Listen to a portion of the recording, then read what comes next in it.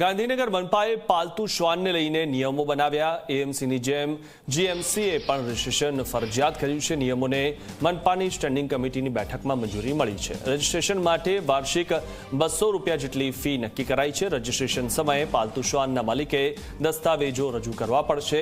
શ્વાન માલિકે આધાર કાર્ડ અને રહેઠાણના પુરાવા પણ રજૂ કરવા પડશે। શ્વાનનું એન્ટી રેબીઝ રસીકરણ કરાયાનું પ્રમાણપત્ર પણ રજૂ કરવું પડશે। શ્વાનની માલિકી બદલાય તો નવા માલિકે રજીસ્ટ્રેશન કરવું પડશે। પાલતુ શ્વાને 18 વર્ષથી વધુ વયના લોકો જ ઘર બહાર લઈ જઈ શકે છે। પાલતુ શ્વાન જાહેર જગ્યા પર ગંદકી કરશે તો ₹500 દંડ પણ થશે।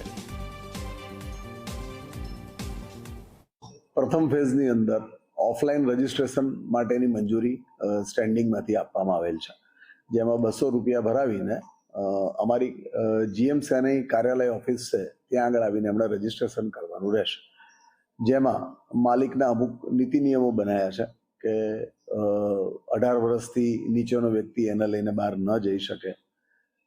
વેક્સિનેશન કમ્પલસરી જરૂરી છે।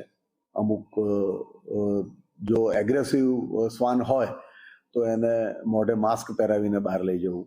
એના દ્વારા કંઈ પણ અસ્વચ્છતા થાય તો એની જવાબદારી માલિકની રહેશે।